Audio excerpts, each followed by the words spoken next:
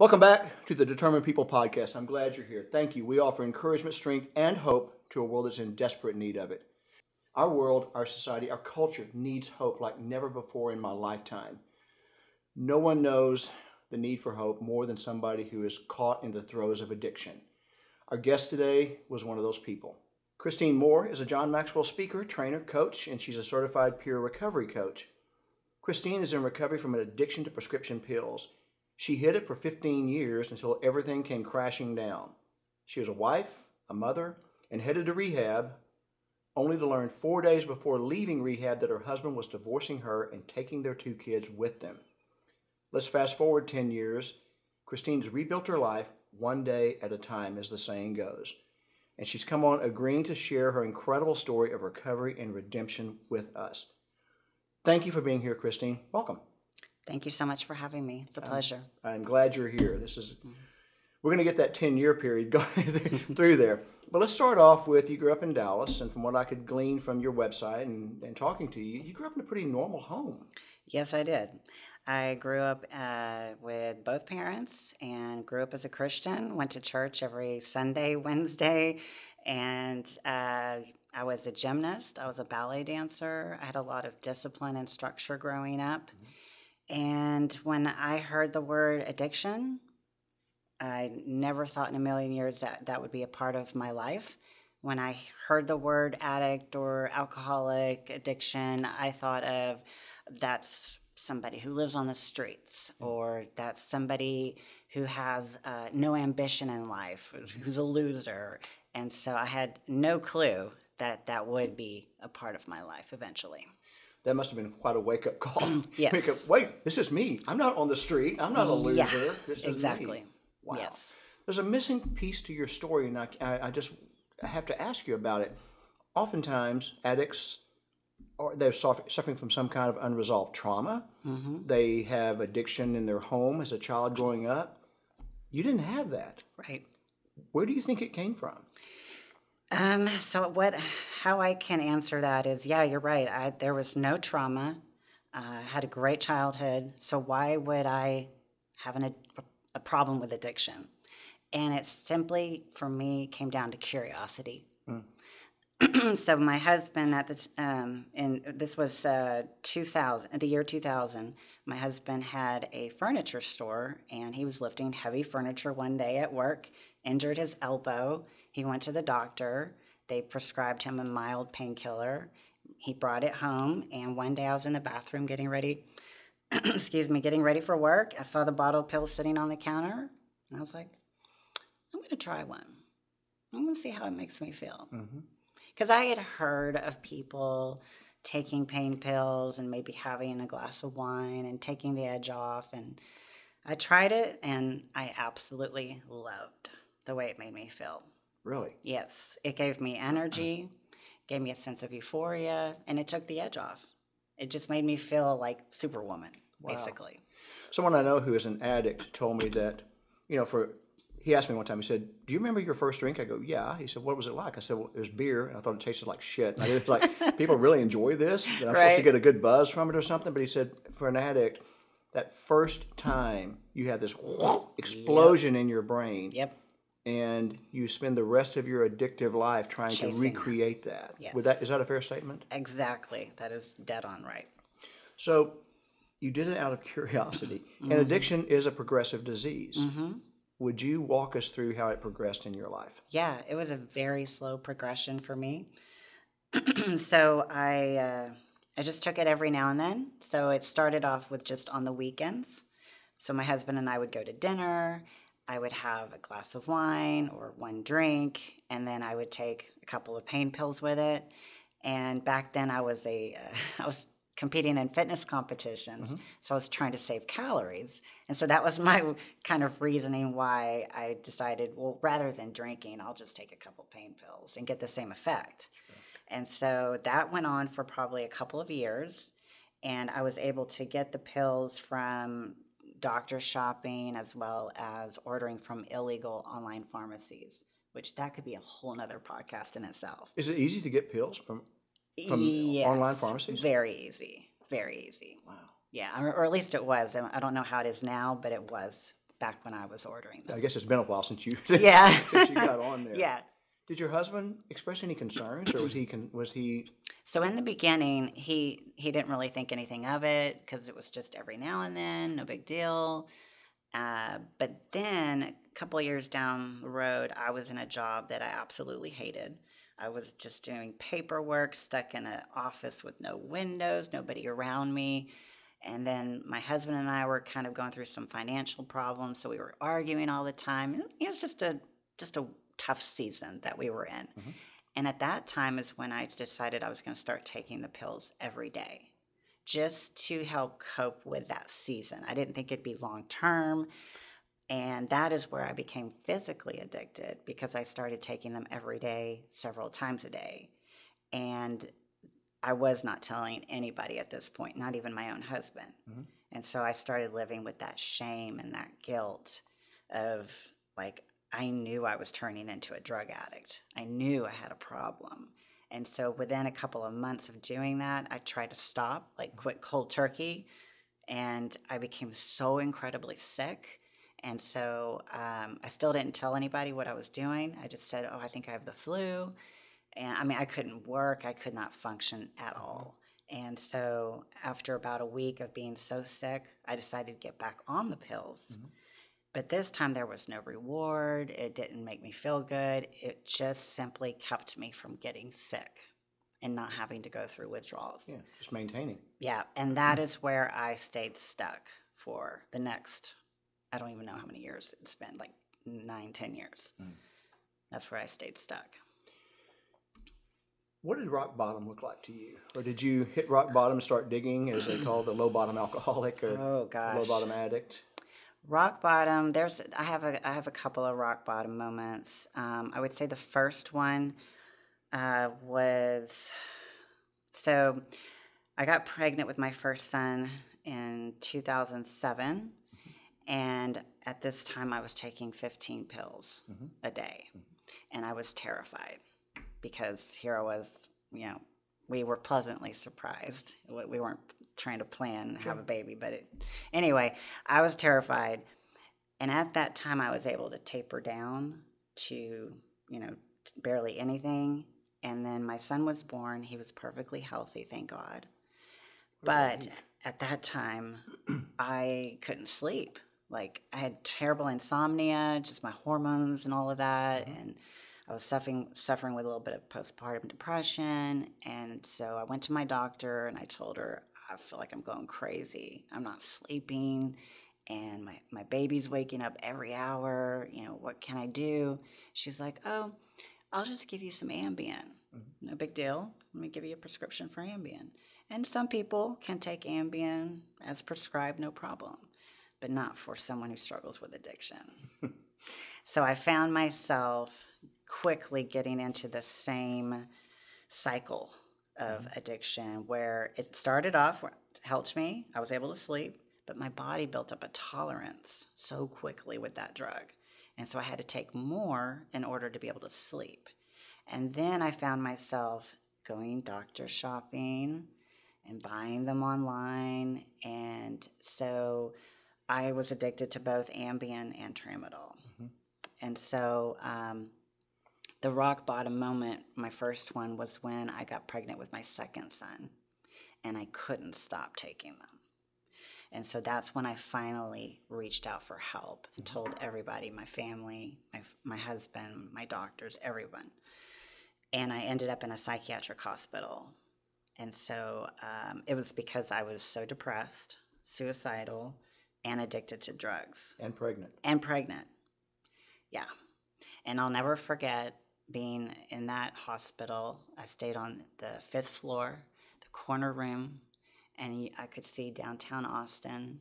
And I remember looking out that window and just seeing life just go by as normal. And here I am, a Christian, a good person. How did I get here? Pregnant, addicted to drugs. I'm in a psychiatric hospital. Yeah.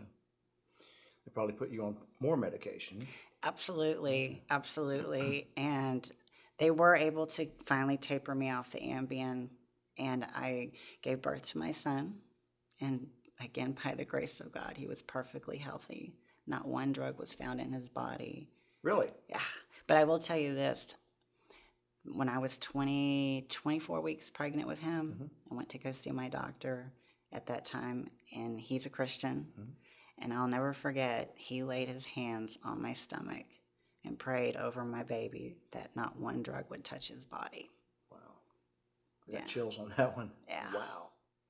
Prayer works. Yeah. Prayer really does work if you believe. Yes. Yeah. Wow. Yeah. You overdosed.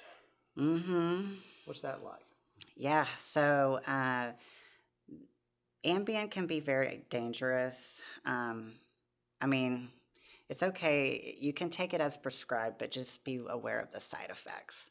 So for me, the side effects were I would take the Ambien, I'd go to bed, I'd wake up in the middle of the night, take more, not realizing I was taking more, because it puts you in, or put me in such a kind of a zombie-like state. It's hard to explain, but it was just, I wasn't asleep, but I wasn't awake. I was kind of like in the middle there, and I didn't know what I was doing. You could have thought you were dreaming, maybe? Yeah, yeah. And so I ended up overdosing 3 separate times. Okay, if you would expand on that a little bit. You took too much. Were you passed out? Were you not breathing? What was that? Yeah, so my husband found me on the floor, face down, unconscious, and barely breathing. And so he called 911, and I'll never forget waking up and just seeing all these EMT guys around me. Wasn't exactly my most proud moment. But what have I done? Yeah. And then also waking up in the hospital and like, what happened? Why am I here? So let's go a little farther into that, because the public oftentimes says, well, after almost losing your life, why can't you stop? Expand on that. Yeah. So I had everything. Two boys, beautiful family, husband. I mean, I had a great life. Why couldn't I stop? I had every reason in the world to stop. Yeah. And addiction is a disease, and it takes a lot of work to be able to quit. And for me, it was just the withdrawals were so horrific and hard.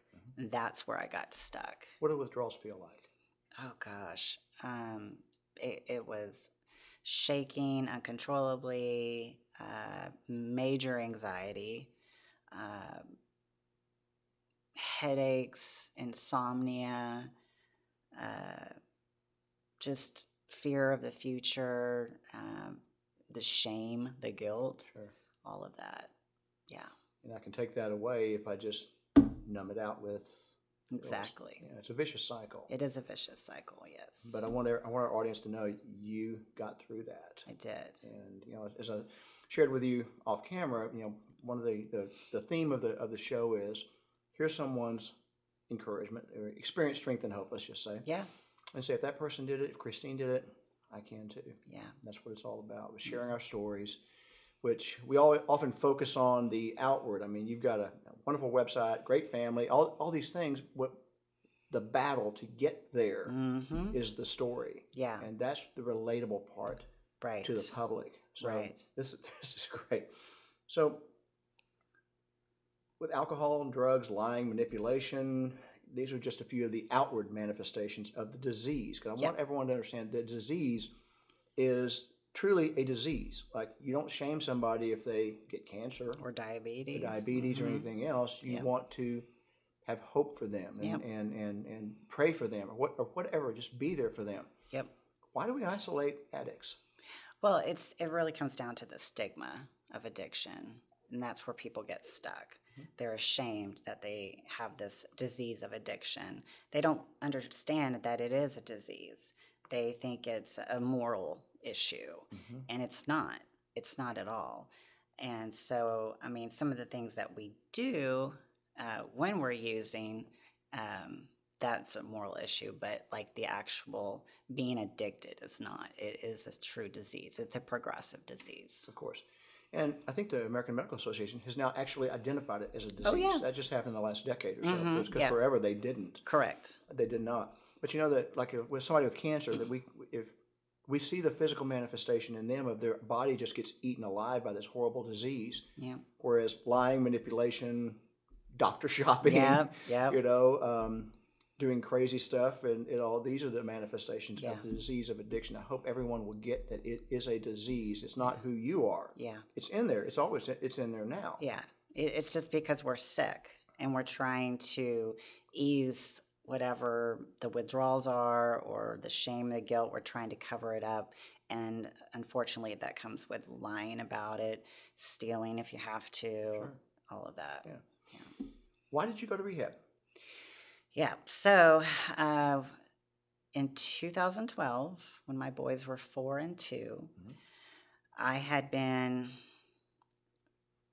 so back up a little bit, 2010 is when I really tried to start getting, into recovery. And I would be, I'd be sober for a few months, then relapse. Sober for a few months, relapse. Back and forth, back and forth. 2012 was a point where I just knew if I didn't take drastic measures to get help, I knew I was going to die. It was just a matter of time. You were young. Oh, yeah. And my boys were 4 and 2. And so finally, with the help of my counselor and my doctors, and we all decided, okay, it's time to go into inpatient rehab. And so I went in there, and it was one of the hardest things I've ever done because I had to leave my 2 children, 4 and 2, and I knew I was going to be away for a while. And to put all of that responsibility on my husband, he's trying to work, make a living, and then these 2 young kids. I mean, so much to put on him. And so, but I knew I had to do it. And so I went in there. It was one of the hardest things I've ever done, but one of the best things I've ever done.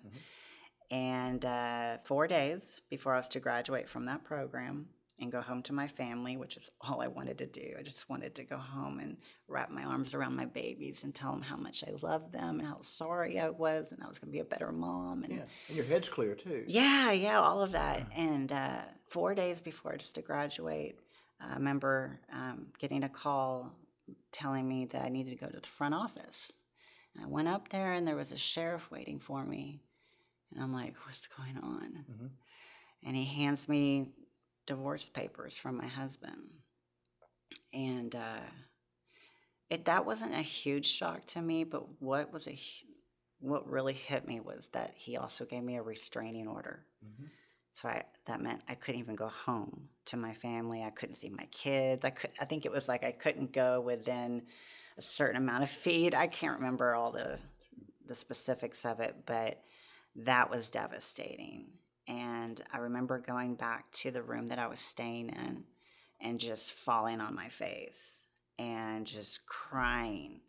And I was mad. I was so mad at God. I was like, how is this happening? I'm in here. I'm trying to get help. Why is this happening, God? And after a couple hours of really being in a pity party, really, and crying and screaming, all of a sudden, the Holy Spirit just was so sweet, and he took me back to a time when I was a child. And I was 8 years old. I was a gymnast, and my mom would take me to gymnastics classes. And I had this really strict coach. I mean, she was mean. And so I just remember I was scared, and my mom would pray before she dropped me off, and she would quote scriptures. And she'd be like, you can do all things through Christ who strengthens you. And if God is for you, no one can be against you. And then all of a sudden, 30 years later, something like that, I'm in that room, in that rehab center, and all of a sudden I hear my mom's sweet voice. And I hear all of those Bible verses just flooding back into my mind and my heart. And I was like, okay, I can do this. And I fully surrendered in that room, in that moment. And I said, okay, God, I can do this with you. I can do it. Just like my mom quoted scriptures over me, I know I can do this, but only with you, not by myself. And so that was the day that I surrendered, and that was the first day of my recovery. That's a beautiful story. Yeah. Did you know that your husband was going to serve you with divorce papers, or was it a surprise? It was a surprise. Complete surprise. Complete surprise. I knew I'd put him through a lot. I knew he was upset with me, but I never ever imagined that that would happen. Because from my human thinking, here you are doing the work that your family wants you to do. Yeah. To get yourself healthy and clean and be able to go back out and be the person that you are and be a productive member of society. Right. And now you just get knocked down. How were you able to forgive your husband? Yeah, so it took some time. Of course. It did. I had to first focus on my recovery and just get to a place where I was healthy, and I also had to take responsibility for the choices that I had made during my addiction. You know, I had lied to him several times and deceived him, and you know, I'd been to several different detox centers and the psych hospital, and he was there with me in that, and I finally just had to really understand that he's human too. You know, he just couldn't do it anymore. Mm-hmm. And he he didn't at the time understand addiction. Mm-hmm. And he's just thought that he honestly thought that he was going to end up losing me and having to raise the kids on his own. Mm-hmm. And so I had to come to a place of having compassion for him and what he endured as well, and then also take responsibility for my choices. And then over a span of about a year or two, I finally came to a place where I fully forgave him for what he did. It's good because, forgiveness is for you. Oh, yeah. Not the person who's offended you. Sure.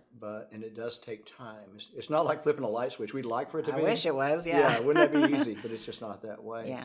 So you had a restraining order, so you couldn't even go see your children. Right. And you wanted to hug and hold. And how long was it before you got to see them and be with them? Yeah, so when I got the news in that rehab, I had nothing. I had no job, no money. I had just the clothes that I brought with me. That's all I had. Mm-hmm. And my mom came to my rescue, and she didn't enable me, but she allowed me to stay with her until I could get on my feet again. Mm-hmm. And so I had to start going to outpatient programs, seeing counselors, working the steps, mm-hmm. seeing my sponsor, all of that. And so then I was finally able to slowly start seeing my children with supervised visitation. So it probably was a good 90 days before I saw them again. Wow. Yeah. Wow. Did you have any resentments in your heart for the inability to see them and be with them? Absolutely. Absolutely. How did you work through that? That was a tough one. It was so difficult because I was so angry. Yeah. I was angry at myself. I was angry at my husband. I was just angry overall at the whole situation. I can't believe that my life had gotten to a point where I ended up losing custody of my own kids. How does someone like me, how does that happen? Addiction does not discriminate. No, it does not. It takes no prisoners. And you said something earlier about, my husband didn't at that time understand addiction. I don't think anybody understands it. Not fully, no. I don't think that God does, but I'm not him. Right. And I can't fully understand it. Right. But when you were able to get back with your children and see them with supervised visits, by the way, before I move on, resentment is one thing that can cause an addict to relapse. Absolutely. Holding on to resentment. Absolutely. So it's fortunate that you did not let that happen.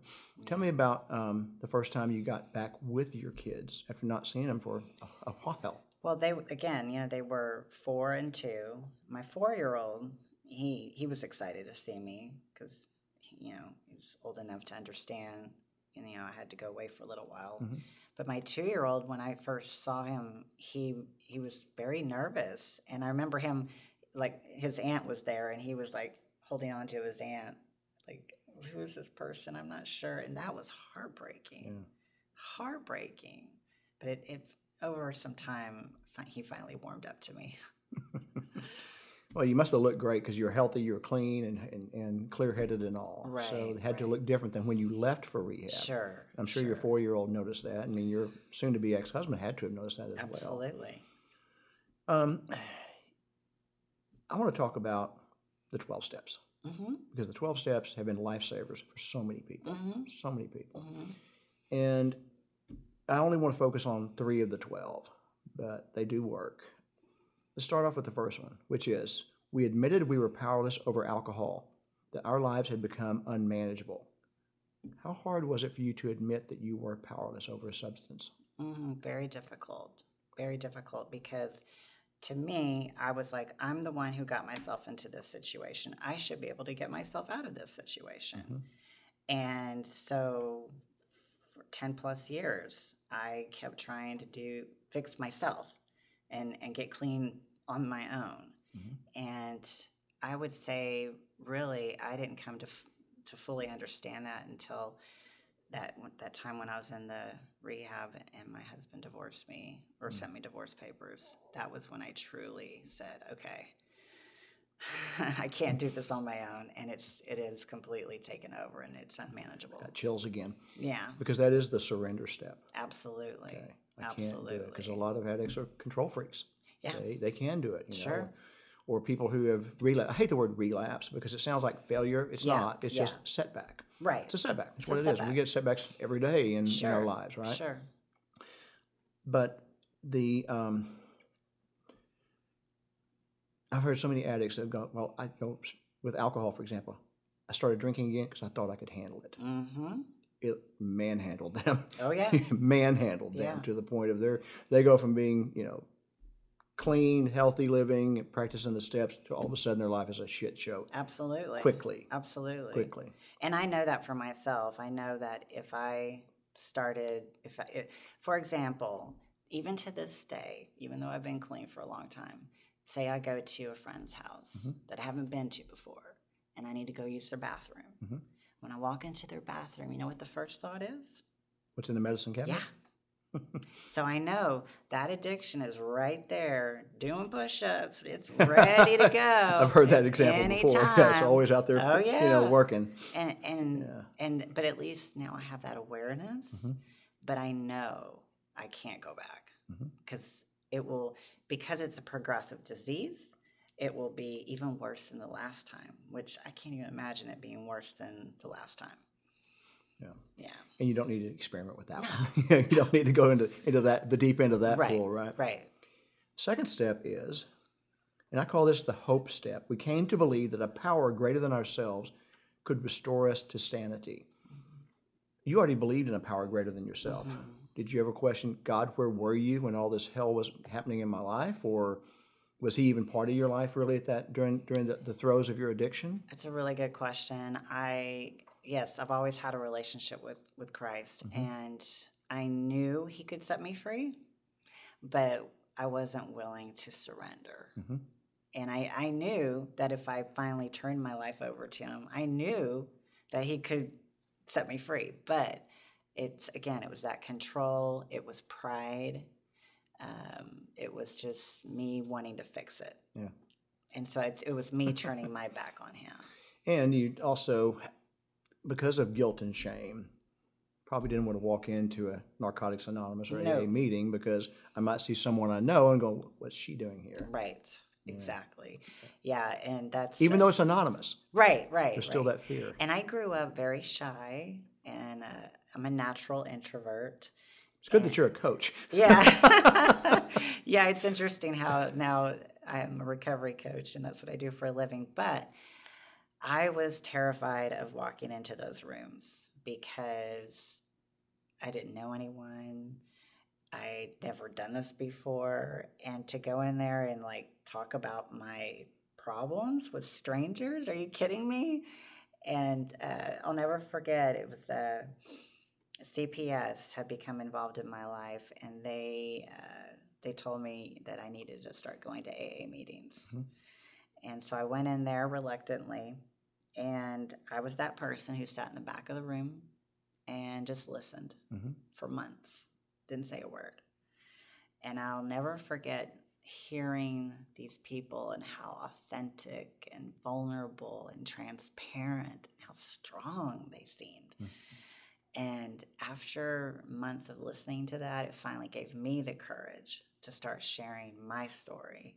And my story was not perfect by any means, but at least just talking about it that's really where the healing process began. Yeah. How did you feel the first time you stood up in a meeting and said, "Hi, I'm Christine. I'm a drug addict"? It's like it wasn't real. I don't know. It was like I was a different person. Do you remember what you said? Yeah. I mean, I do remember standing up in rehab and saying, "Hi, I'm Christine, and I'm addicted to Tramadol and Ambien." And some people actually started laughing at me. Really? Yeah, because it wasn't, hardcore street drugs like heroin, crack, cocaine. It was prescription drugs. And I would say today it's more prominent that people are in rehab for, prescription pills. But yeah, they didn't take it serious at first. I actually had some people laughing at me like, "That's it? That's all you're addicted to?" I'm like, "Hey, it ruined my life just like any other drug, Yeah, that's interesting because I've never heard of somebody standing up in a meeting and somebody laughing at them in there, because it's such a welcoming community, and you have a setback, you come back, they're going to welcome you back. They're not going to judge you or shame you. They're just going, "Hey, glad you're back. Good to see you." Yeah, that was in the rehab, and then once I started going to regular AA meetings, they were also very supportive. You get around a lot of people with years of recovery. Yeah. And they're some of the wisest, kindest people. Oh, my gosh. Yeah, they're just wonderful people. Really, they are. I remember one man described one time, he said, he goes, "I finally walked into AA, and I'm sitting there in the back with my arms crossed, going, I don't belong here. Yep. All these people are fucked up. I don't belong here, And he said, and I wouldn't say a word. I'd go home, and he goes, it was weird. He goes, I'd go home and drink and go, but I really got an hour of peace that I couldn't explain. Yep. So I go back the next night, sit in the back with my arms crossed again, and same thing over and over, until he goes, I finally surrendered. Yes. And there's so many beautiful stories that come out, stories of redemption and restoration, and the restoration of a family, and that come out of these things. I always laugh about and make fun of the Hallmark movies, because they're these cheesy little movies, and it's the same story every time. Well, we start off with this beautiful family, beautiful house, beautiful yard, and even the dog is perfect, right? And all of a sudden, strife hits, and the family bends, but they don't break, and all of a sudden they snap back, and they're restored, and they live happily ever after. The reason we like those movies, though, is because we want the happily ever after to be our life story. Right. You and your husband reconciled. Yeah. And that's what is leading me into this. How did that happen? Yeah. So we divorced in 2012. And I got into recovery, started rebuilding my life one day at a time. And after about 2 years, he started seeing how much stronger I was. And he even told me, he's like, I started to see the Christine that I first fell in love with, but a better version. And then we were also spending a lot of time together because of our kids, and, their baseball and went to school activities and things like that. The supervised visits were over, by the way? Yeah. Yes. Okay. Yeah. And so, we started spending a lot more time together.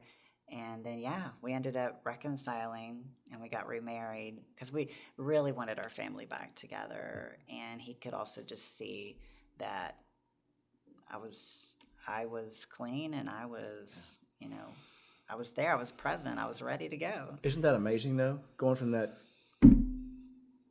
face down on the floor, crying out to God 4 days before you're leaving rehab. Yeah. To restoring your family. Exactly. And a better version of you and a better version of your family. Yeah, absolutely. Do you still go to meetings today? Oh, yeah, absolutely. Okay. And I actually facilitate a lot of meetings, too. See, that's great. Yeah. I want to talk about one more of the 12 steps, and that's the third one, which is really this is, in my opinion, and I'm not an addict, but I know way more about addiction than I wish I did. Yeah. But this is where people really do totally surrender. And when they made a decision to turn our will and our lives over to the care of God as we understood God. Now, not everybody in recovery believes in God. Right. And as someone said to me one time, we don't require people to believe in God. We say we just believe in something greater than you, and whatever that is, right? Yeah. Tell me what the third step means to you. Well, I mean, I have a relationship with Christ, and it is hard for me to imagine trying to get sober and not knowing God the way that I do. But it is possible to get sober and to believe in something greater than yourselves. But I can only just speak from my experience. And God is everything to me. You know, Jesus Christ is my higher power.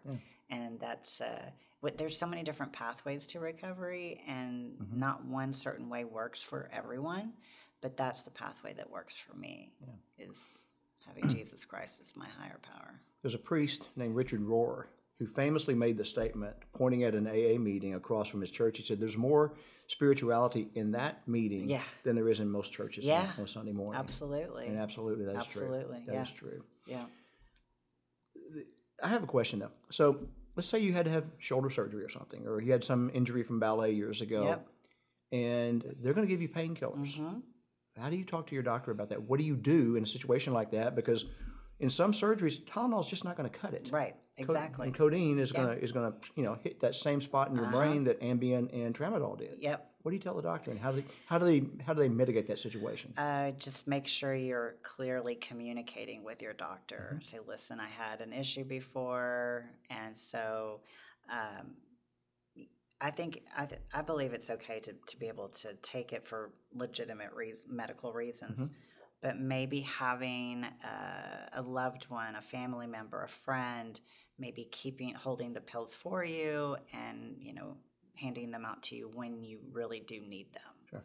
So just making sure there's clear communication between you and the doctor and whoever's going to be helping support you. Good. That makes sense. That makes sense.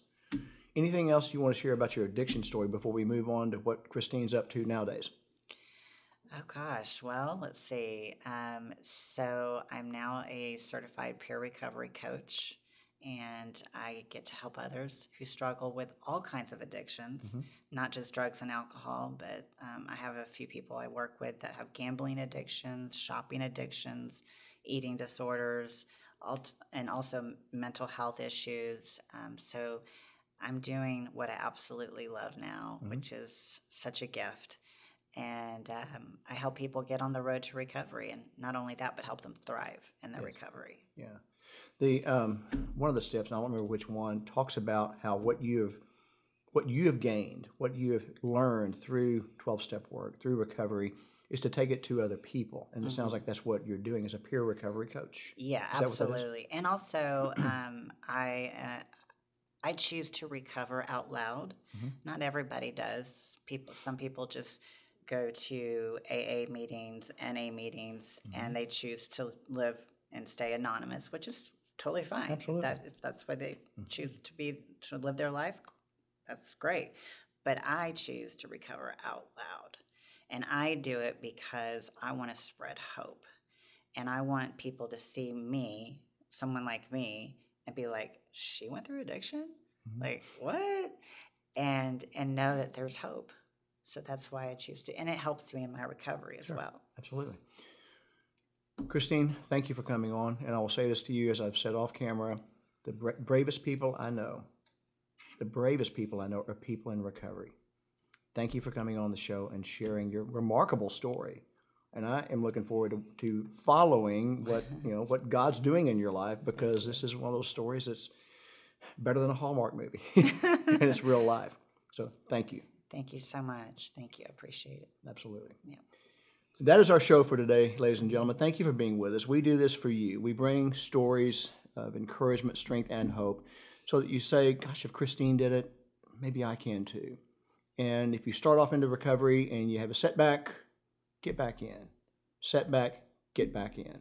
It's the most welcoming community that you'll ever meet. No judgment, no shame, no guilt. Just come on in. You're one of us. So I encourage you, if you think that you might be struggling with something, please reach out. Reach out to somebody. Reach out to Christine. Her website address is on the video, and so you will be able to find her and just have an exploratory phone call with her. you have nothing to save except yourself, right? Yeah. Anyway, thank you again for being here. I appreciate each and every one of you. I appreciate hearing from you and your comments about the show. I will be back tomorrow with another 1-minute inspirational thought. So until then, everyone, be well.